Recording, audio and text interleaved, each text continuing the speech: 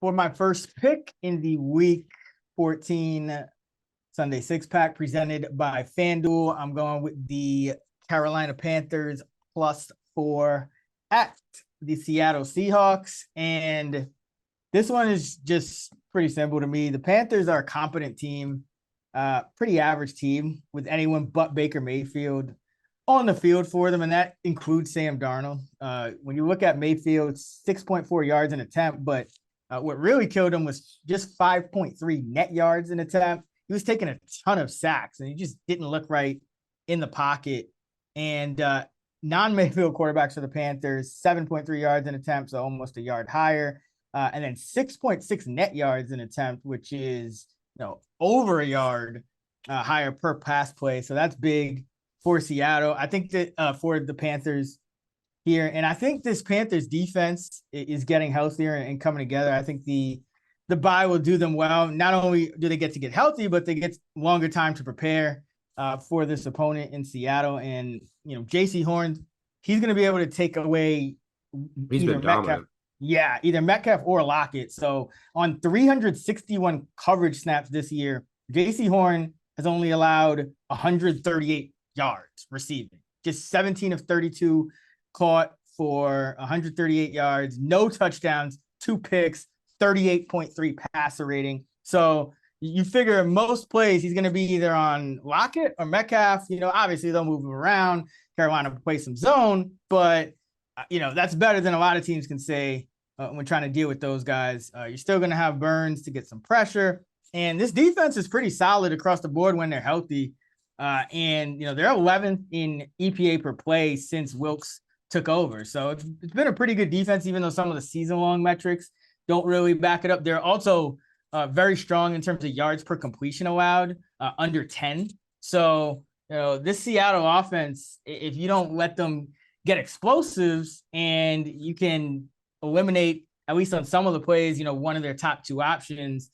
This is not the Cardinals, so they're not always going to be able to use their tight ends like they did against the Cardinals. It's going to be tough. And then Seattle's going through some things at running back right now. They might not have Kenneth Walker, that's a pretty big loss for them because he just adds such an explosive element to their offense. He has an ankle strain. He didn't practice Wednesday. And DJ Dallas, one of the backups, didn't practice either. Travis Homer has a sprained knee, but he is practicing. But it could be Homer, Tony Jones, and somebody off the practice squad. And Seattle's averaging only 64.7 yards rushing per game over the last 3, and they're 0-3 against the spread over that span. You say, okay, why haven't they been able to cover lately? Well, without that running game, Geno Smith, he's been solid. He's been good even, but it's just not the same for Seattle. There's a lot of, it puts them in a lot of third and long situations, just not really an ideal situation for their offense. So I think Carolina can hang around here. I think they're a live dog. Their defense, last 3 games, 282 total yards per game and just under 13 points per game allowed. So I really think this defense is coming on and is going to make it a struggle, especially if Seattle can't get those, couple of long Kenneth Walker touchdowns or just explosive plays that they usually bank on. So give me the Carolina Panthers +4 against Seattle, and I'll mention dogs. Let me see again. I'll mention underdogs this year by more than a field goal with a total of 47 or less, which fits this game. The total is 44. 54 and 32 against the spread, 63%, 20% ROI. So give me the Panthers. You are the Panthers whisperer, so I'm not even going to argue with you. I think that's the right side in this game. You and your boy Darnold going to war again. So I'm just going to move right on to my first pick and the second overall of the Week 14 Sunday six-pack. I'm going to go with the New York Football Giants +7 at home against the Philadelphia Eagles. I digging into the Eagles this week because number one, great. Just on the surface, I circled the Eagles after last week. Okay, probably going to get an inflated line after what they did to the Titans. Good sell high candidate, and I thought that the Titans had a number of injuries. Their defense came in banged up. They had a couple other key injuries on defense. And then once Tennessee lost Treylon Burks, couldn't really throw it downfield. And I thought Philadelphia really did have a great game plan for that game. And I also am just not a believer in Tennessee. I didn't actually end up playing that game. I played it live, actually. I played it a little bit plus 11, which got crushed too. But I mean, if you look at this Eagles team, they've had these spots where they've been just look like a juggernaut this year at home, but they've really struggled on the road. And Jalen Hurts in particular struggled on the road. I mean, they're 7-16 against the spread on the road since 2020. That's the least profitable team in the NFL over that span. They're 1-6 against the spread on the road against the NFC East since 2020. And, if you look at their results this year, and I do think overall, like I have Dallas is now with the injury to Jimmy G. We'll talk about that. I have Dallas rated as the number one team in the NFC. I dug into a lot of the Eagles metrics, and I mean, it's like, who's their best win? Like if you look at DVOA, their best win is the Lions when like in week 1, when the Lions were not even close to how good the Lions are now. People are going to say that they beat the Vikings. I had the Vikings ranked 20th in the NFL, my power ratings. They beat the Commanders with Wentz. They beat the Cowboys with Cooper Rush. So, a lot of their numbers are being helped by playing some backups, some teams. And look, their overall strength of schedule has just been an absolute joke. It's one of the easiest schedules you'll see in the NFL. And what have they done on the road this year? I mean, they beat Wentz. Wentz pulled a Wentz, but they beat the Lions by 3. They beat the Texans by 12. Game was probably closer than that score indicated. They beat the Colts by 1. These are not Cardinals by 3. These are not great teams. And divisional game catching 7 in December. By the way, if you just blindly bet home dogs of 7 or more this time of year, December or later, with 55% over the past 30 years, about a 5% ROI. And for what it's worth, and goes back to like selling high on a team, in December or later over the past 20 years, teams with a 90% plus win percentage are 25, 53-1 against the spread and that's 32%. So, I mean, everyone wants to back the Eagles right now, right? Everyone wants to back the team that's won 90% plus of their games, probably at the peak of their market value, which I think they are now. I make this line lower, which is the main reason for this play. How about when those teams play away from home in December or later with a winning percentage of over 90%? 32-1 against the spread. That's 20%. So a lot of trends here. And they just basically go back to the fact that I think that the Eagles are a bit overvalued compared to my numbers. 7 obviously is a really critical number here. Eagles haven't been the same team on the road. Giants just find ways to ugly these games up, make them like 20-16, 23-9. Like that's what this game will be. I would lean under here as well, which gives more value to the home divisional dog. Really important game for the Giants. Maybe they'll get McKinney back. Maybe you get a Dory Jackson back. I'm not banking on it, but there's a chance they get a little healthier. But I think that they can keep this close. Home divisional dog, catching 7, selling the Eagles high here on the road. Give me the G-men. Yeah, I think the key is the Eagles on the road. They just haven't been dominant on the road. They've just been a little bit more closer to the middle of the pack. And then, some of these home games, I know they did lose the home game. What was it, to Washington? But generally speaking, when you look at them on the road, they've been a different team. And I think that's the biggest reason here I think the Giants are the right side here. And it's not against great competition. They have not been good on the road. I mean, they are barely pulling out wins against the Colts. We've seen what they've done since that game. The Cardinals, the Texans even look semi-competent against the Eagles. Yeah, that was a cover for the Texans in that game. The Texans covered that. So I think that the Giants will have a shot to pull off this upset. When I looked at the schedule, I was like, this looks like an Eagles win. I mean, an Eagles loss. Desperation effort here for the Giants. I think Dable will open up the offense a little more. They'll have, some new wrinkles. I think they've gotten a little bit too conservative, and they've talked about that over the past week or so. There's been rumblings about play call changes. Dable said, no, we're not doing that. But I think that you'll see them open it up a little bit more. But I think with Daniel Jones's legs and the Eagles' run defense still remains a little bit vulnerable. I think they'll be able to do enough here to stay within this number. Anytime I get a home divisional dog catching 7 in December that's in the running, that's going to catch my attention, which is why I'm leading off with the Giants. Where are you going next? Let's go with the Detroit Lions -2.5 at home against the Minnesota Vikings. I really like this Detroit team, and I think this is a sharp line. A lot of people will look at it and say, "Oh my God, the 10-2 Vikings are underdogs to the Lions, who a few weeks ago everyone thought might be in the running for the top overall pick." But I think the Lions are the better team, first of all, and Yep.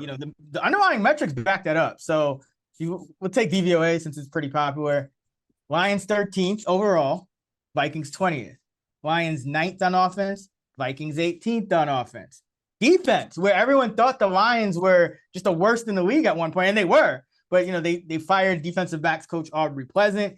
They've gotten a lot better schematically. Their young players are coming on, so now they're 19th in defense. DVOA, Minnesota 18th. So it's a pretty much a wash. But the Lions are trending up, and the Vikings are not. We've come a long way. Yeah, Vikings are actually 20th weighted. So yeah, Vikings are actually worst team on defense, which is pretty remarkable given it's pretty much like a 4 or 5 week turnaround there for Detroit. And then Detroit 9th on special teams, Minnesota 20th. So overall, just Detroit better team, getting them under a field goal at home. But there's so many more things to like in this matchup beyond just Detroit's the better team. The matchup in terms of the scheme of Detroit's defense against Minnesota's offense is advantage Detroit. So they play the 5th most man coverage because they blitz a ton. They blitz at the 6th highest rate, about 32%. And first of all, Minnesota's allowing the 8th most pressure in the league at just under 25%. But Kirk Cousins has not been good against man coverage this year. And it used to be, zones and certain type of zones used to give them problems. But this year, it's been the man coverage. They are 27th in the league in yards per targeted pass attempt against man coverage at 6.8.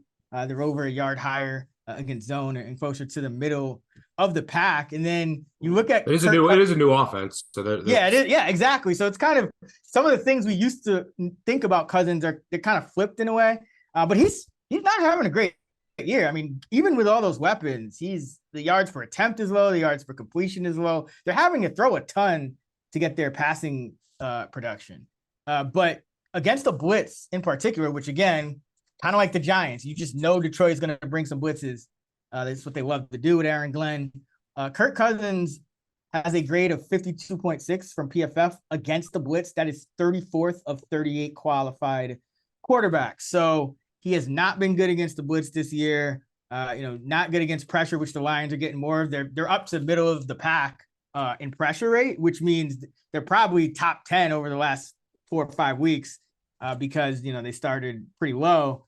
So this Minnesota offense, even though they have all those studs, doesn't necessarily mean it's a good matchup for them. And now you look at Detroit on offense, and Detroit can match Minnesota with firepower. You got DeAndre Swift healthy. He played his most snaps since week 1. He had 18 touches, which were his most touches since week 1 last game. And he averages 6.4 yards a touch. So that's a major boon for them to have him healthy.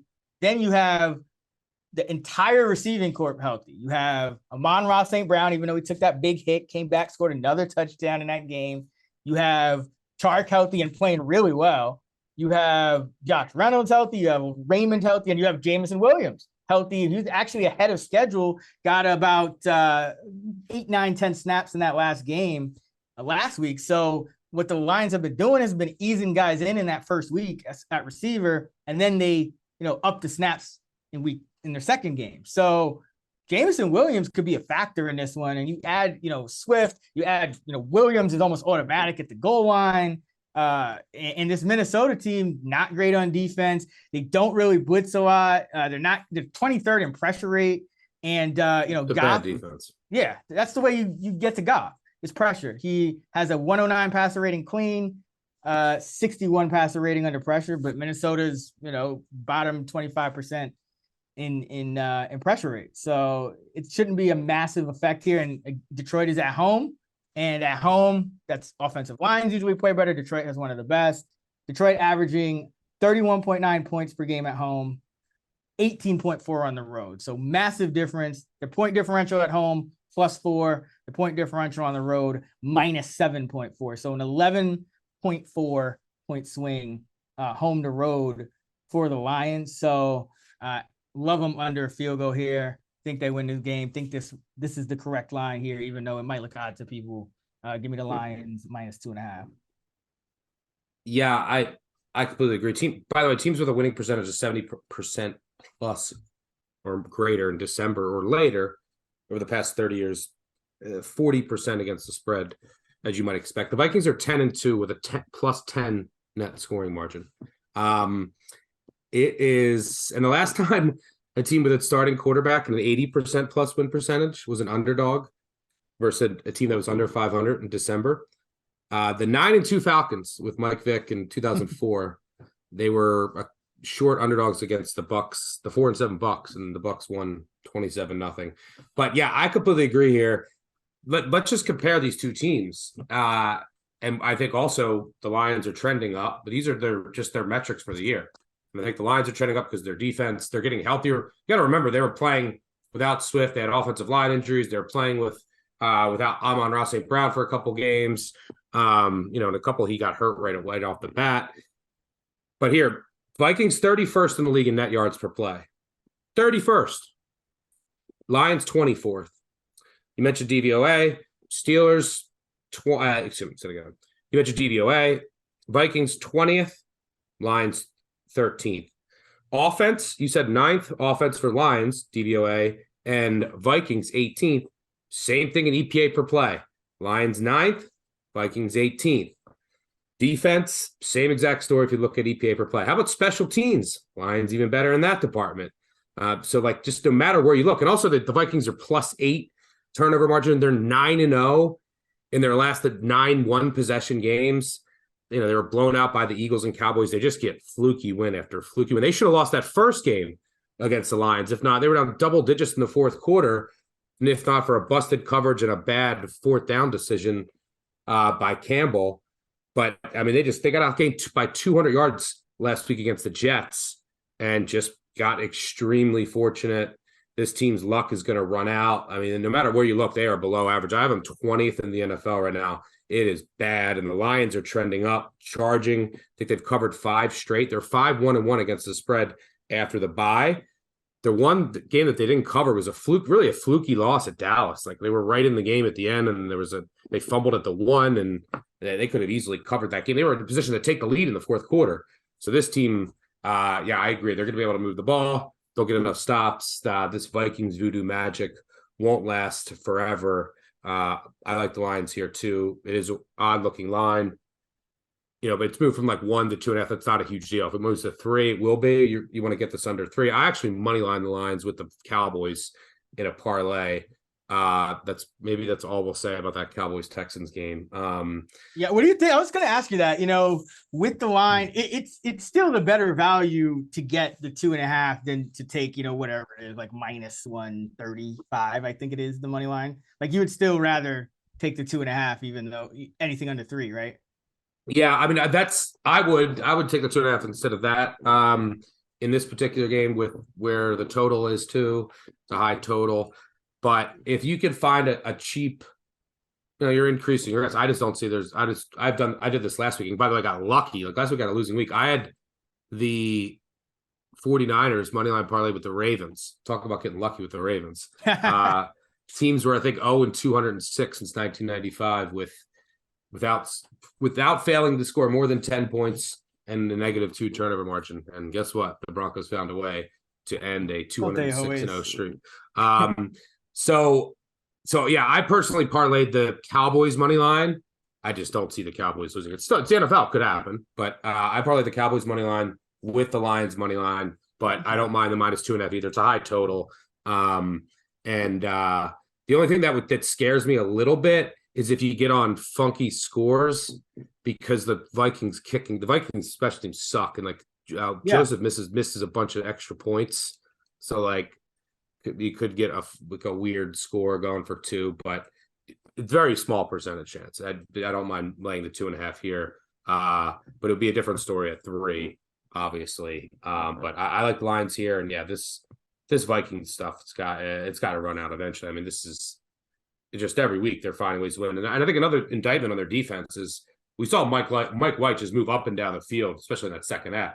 They finished with almost 200 more yards than the Vikings. We said, oh, look, Mac Jones after the bye, that offense looks a lot better. Well, that wasn't the case against the Bills last week. I think that was just more about the Vikings defense on Thanksgiving. So, yeah, I completely agree with the Lions here. Lions are surging. Get on the train. All right, where are you going with your next one? For my second pick in the fourth overall of the Week 14 Sunday six-pack, I'm going to go with the Jacksonville Jaguars +4 at the Tennessee Titans.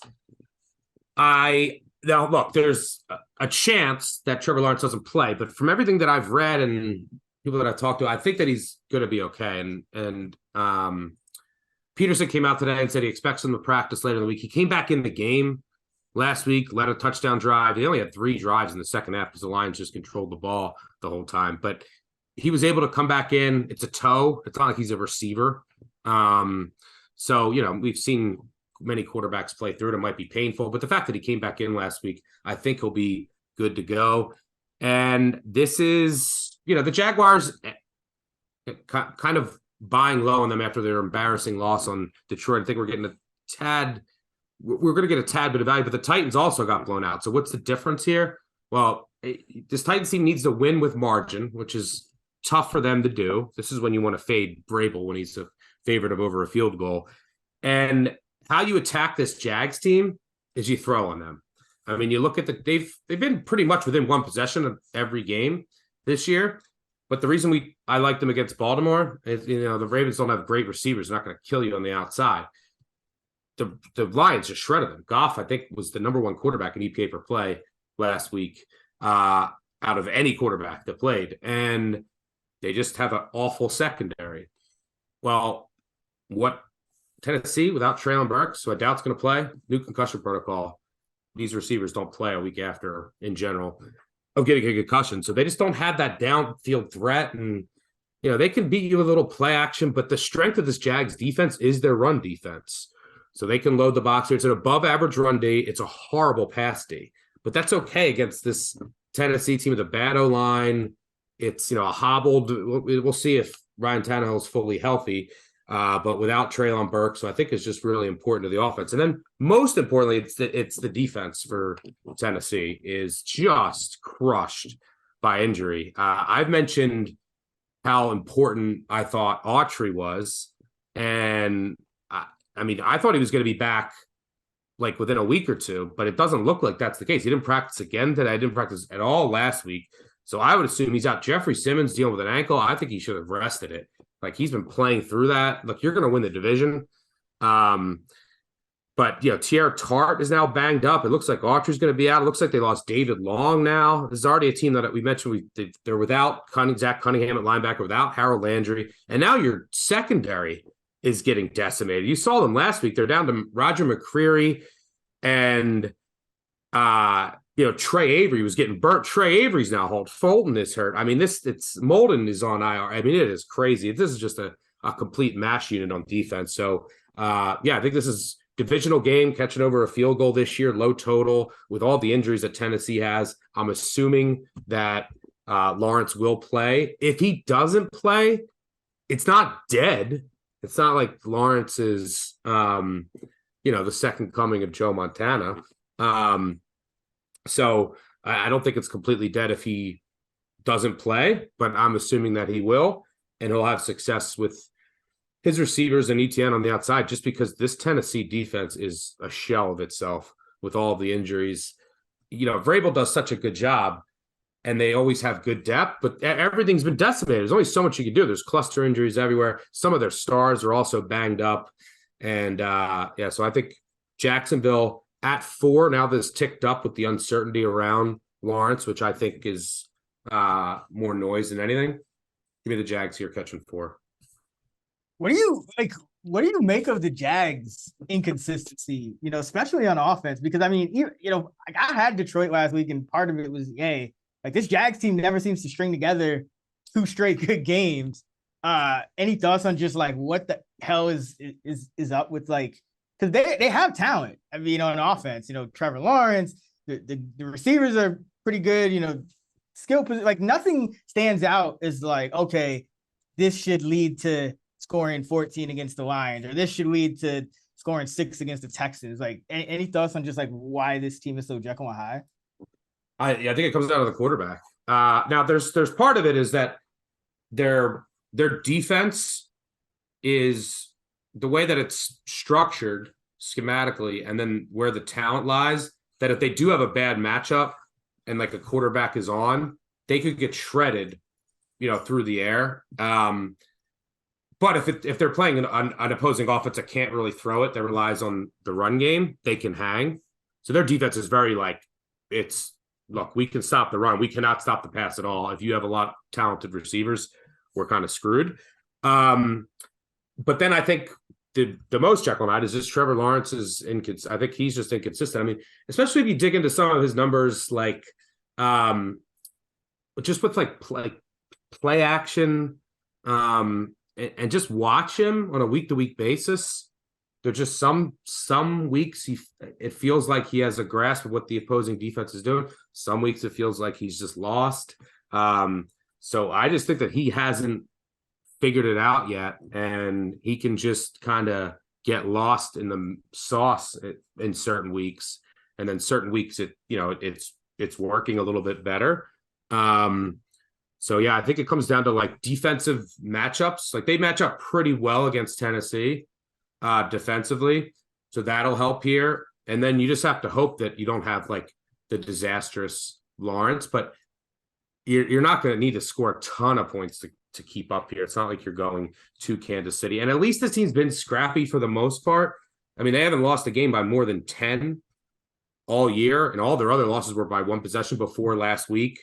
And I think they just got caught in a buzzsaw after, a big win against the Ravens. They went up, and I don't think they were really prepared.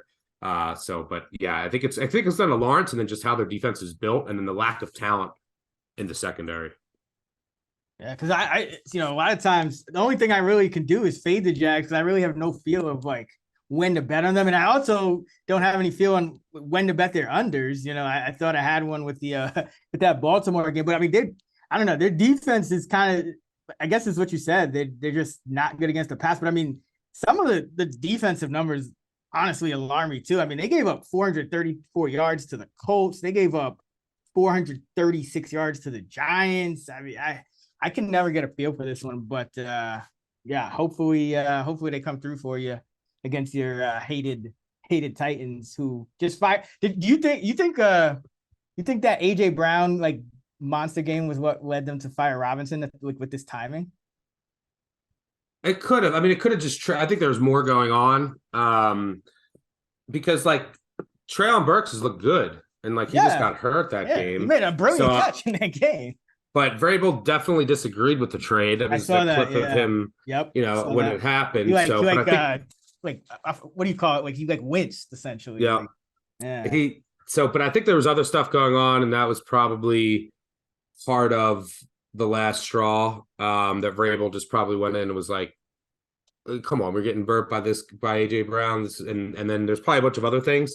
So I don't think it was the only thing, but I think it was the straw that broke the camel's back. So yeah, it'll be interesting to see where this Titans team goes. And look, now the Jags have to go to Dallas. Like if the Jags win this game, it could get interesting in the division, because they also host the Titans, I think, to finish the year. Yeah. And the Jags have they play the Texans still. They play the Jets, but they have the Cowboys. But they would be, if they win this game, they'd be 2 games behind. But all they got to do is get 1 game behind before the last game of the year if they win this game, because they could sweep the Titans. And the Titans also have the Cowboys, and the Titans go to the Chargers next week. So there's a chance that if Jacksonville wins this game, the division could get interesting. Assuming they both lose to Dallas. So that's neither here nor there, but we'll see. We'll see where this Tennessee team goes. I think they've been a little bit smoke and mirrors this year, as we know, and they really haven't beat anybody. I mean, their wins this year are the Colts. Let's see. Here are their wins this year. It's pretty sad.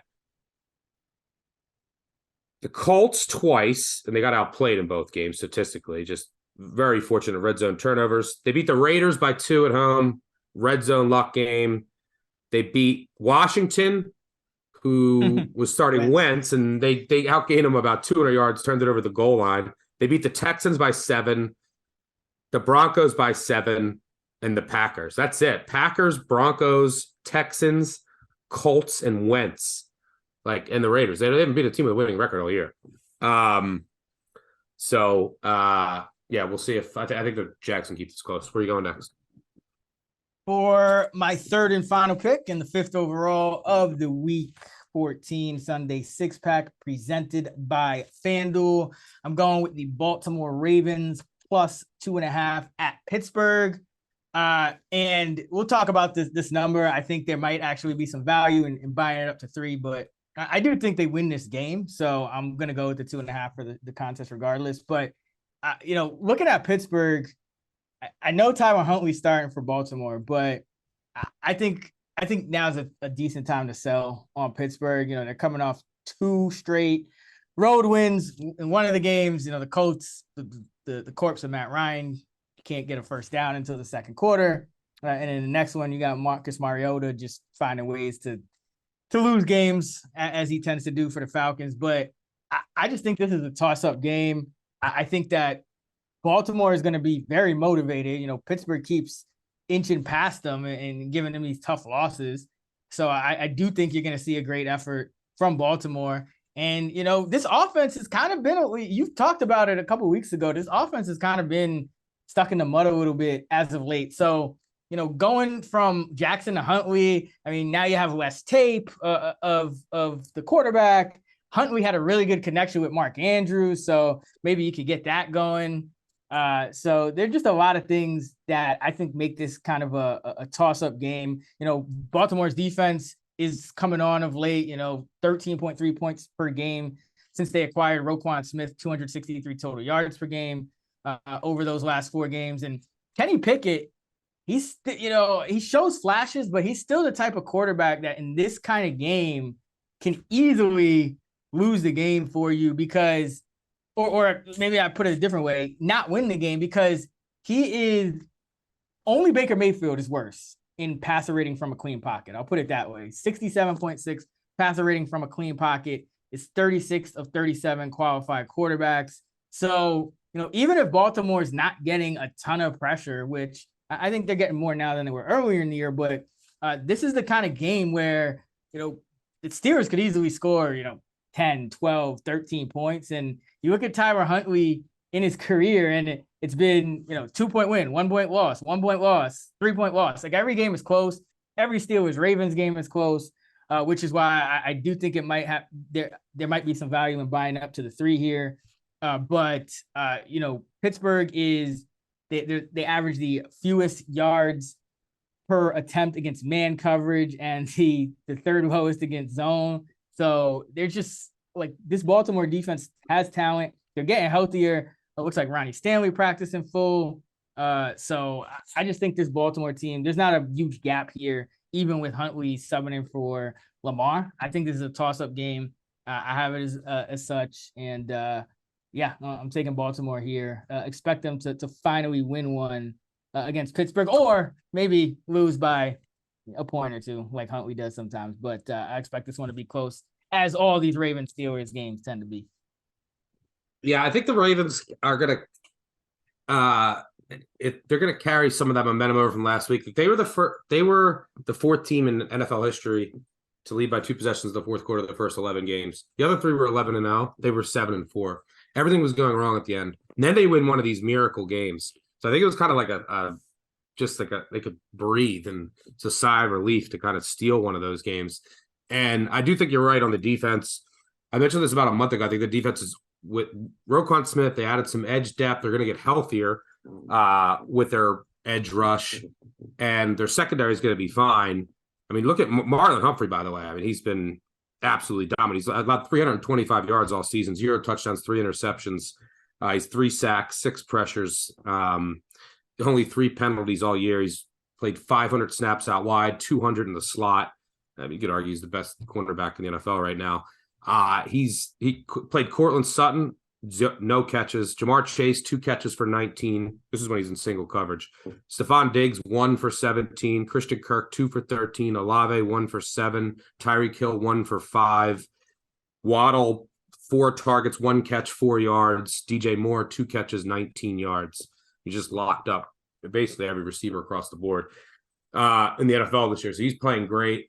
Marcus Williams, I think, should be back this week, which is big. One of the best safeties in the NFL. And yeah, it does look like Ronnie Stanley's going to practice. I mean, going to play. He did practice today. See if Dobbins can get back out there too. It's going to be ugly.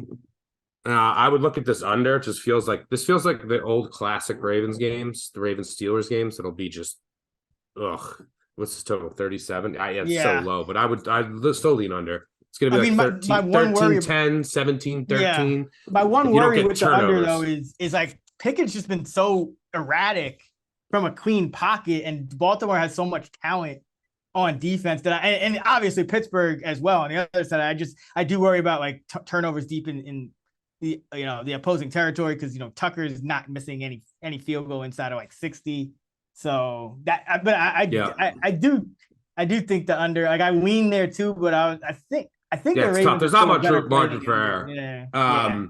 But yeah, I would lean that way too. I mean, I think in this, Huntley's ran the offense before. It's obviously a downgrade, but I think it's like 4 to 5 points. It's not like, you're having a non-mobile guy in there, and it's not like Lamar Jackson's been tearing up through the air with the receiving situation. You mentioned the connection that he's had with the tight ends, and now you have likely, we'll see if the tight ends overall, just in general, get more involved. So yeah, I think that this should be, I make this like right around a coin flip. So I would agree, and especially if you can get 3, like 80% of Ravens Steelers game end on 3. Would you buy up to 3, like past like 120, or just up to 120? Yeah, I would actually buy up to like -1. I think I was looking at it earlier, minus 125 for sure. Yeah. You could maybe argue a little more just because the total is so low, and don't you have some? I know you always mention the stat like about the Ravens Steelers games always ending on 3, or like there was like such a high percentage of them that ended within a field goal or something like that. Let me pull that up right now. Yeah, since 2008 when Harbaugh got to Baltimore, faves of more than a field goal in the Ravens Steelers matchups are 1-15-2 against the spread. 1-15-2 of any team that was laying more than a field goal. Now, generally, it's just like they're like 3.5 or 4, right? It's not like these teams have been separated by that much over the years. But yeah, 1-15-2 favorites of over a field goal in this matchup since 2008. Insanity. Yeah, I think I am going to end up buying up to 3. Obviously, yeah, I would just wait to see, and then if you see it ticking down, but I do think it's worth it with this total and in this particular matchup. And Harbaugh is 12-2-2, 86% against the spread as a divisional. When he's on the road in the division from week 10 on, so essentially on the back half of the season, including 4 1-1, 80% as a dog, and he's overall 32-22-3, 59% against the spread as a road underdog in his career. And Mike Tomlin as a favorite is 80-92-2. So all those stats we talk about, with him as an underdog, he's not very good. As a favorite, these tend to be kind of letdown spots for the Steelers. So yeah, give me some Ravens. Yeah, first game with a backup quarterback starting to, and the defense is playing well. Usually get like that bump. Everyone else is stepping up. I like the spot. All right, for my third pick and the 6th overall of the Week 14 Sunday 6-pack, I'm going with the Denver Broncos +9.5. I believe this is the first time I'm betting the Broncos this year. So first, I do want to say, taking +9.5, I will bet +9.5, but it's at 9.5 right now. So why bet it? I'm going to wait to see if it does touch 10. Obviously, a key number in a matchup where the Chiefs have won 13 straight overall against the Broncos, amazingly enough. But look, what do I say every single week? Actually I did, but I bet the Broncos when Russell Wilson didn't start and lost, but I should have won against Zach Wilson. I did not bet the Broncos. I faded Zach Wilson. I want to make that clarified. But what do I say every week? Every Broncos game is the same. It's a replay. They lose in a low-scoring game in the teens every week. So I don't think they lose. They've lost one game by double digits, and that was when like a fluke Raiders. Or the Panthers. Yeah, don't forget about the Panthers. Don't forget about the Panthers. Yeah, the Panthers got them too. Actually, I don't think they lost by double digits to the Raiders. Yeah, they lost by 9. They lost by 9 to the Raiders, 6 to the Raiders the other time in OT, and then the Panthers, I believe, were their biggest loss. Because Panthers whisper. They've lost like 3 games in overtime. This is a team, by the way, they were just plus 8.5 at Baltimore, and they covered. So I had to upgrade them from last week. I make this around a touchdown, and the under's 11-1 in Broncos games. That's only happened one other time in the last 20 years, the 2003 Bills. And Mahomes, when you want to fade him, look, I mean, he's never lost on the road in division. He's 15-0 straight up. But when you want to fade him, it's when he's a favorite of 7 or more on the road. He is 7-0 straight up, 1-6 against the spread. And if you just look overall, that's in division games. If you look overall, that's when you want to fade Mahomes, when he's a favorite of over a touchdown. And look, so yeah, there's just scripts. It's a home divisional dog catching over a field goal. The defense is playing lights out. They're going to show up here for the Chiefs. And one of the things I do like under Kubiak, like the results, because they changed play callers to Kubiak from Hackett to Kubiak, and the results haven't been there in the red zone in scoring, but they're going with just a much heavier personnel. And they're using like 3 tight ends, and they're just running the ball going slower. And I think that can work, using more play action. But Russ isn't getting hit as much.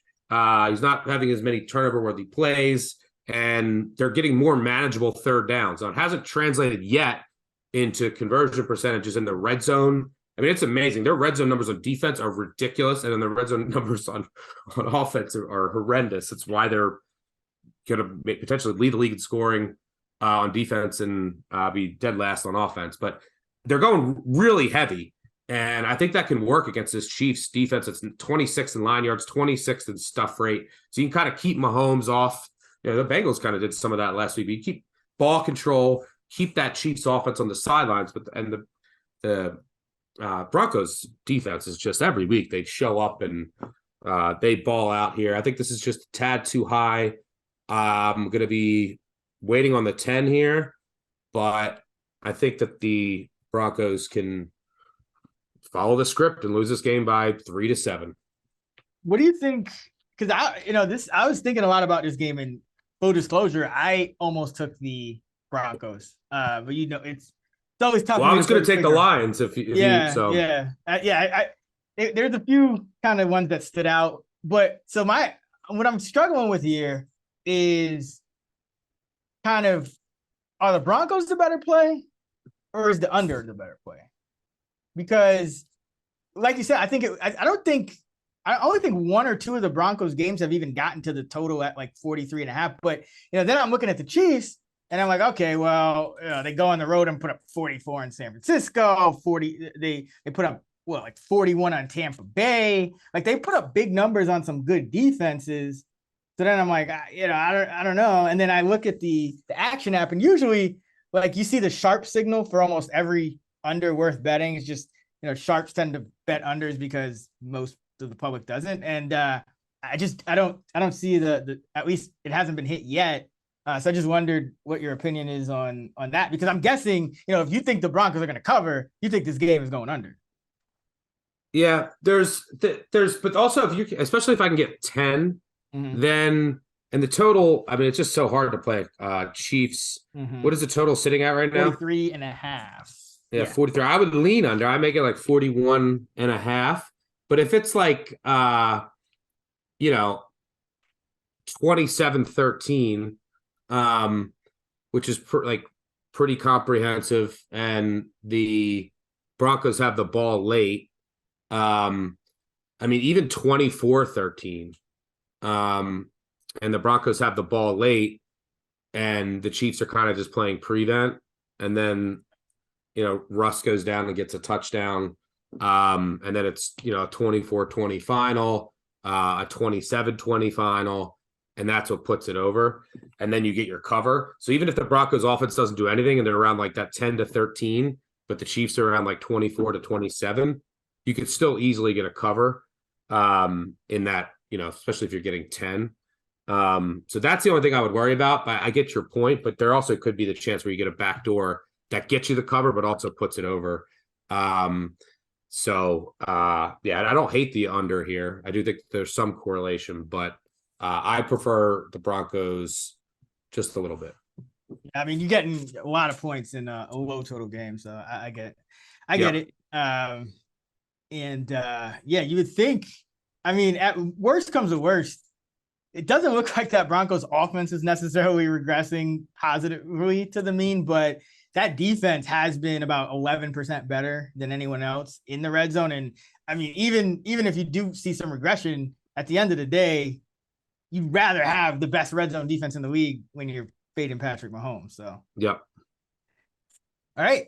That is going to do it for the 6-pack. Let's see who we got. We got some Daniel Jones. We got some Trevor Lawrence. We got some Russ, Sam Darnold, Jared Goff, and Tyra Huntley. So yeah, we're back at our roots. This one just I mean, last week caliber guys across the board almost.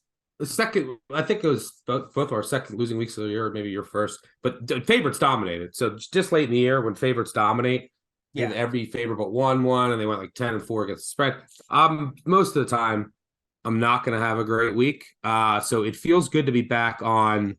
Who do I got? Daniel Jones, Russ, and maybe Trevor. Maybe some beat hard. And maybe some beat hard. Yeah, man. Love it. It's I mean, hey, I probably got your beat going to Sam Darnold and Huntley, but I guess it's pretty close. Well, I am weighing points with Goff, so yeah, it's up there. So to recap, Stuck has Giants +7 hosting Philly, the Jags +4 at Tennessee, and the Broncos +9.5 hosting the Chiefs. I have the Panthers +4 at the Seahawks, the Lions -2.5 hosting the Vikings, and the Ravens +2.5 at the Pittsburgh Steelers.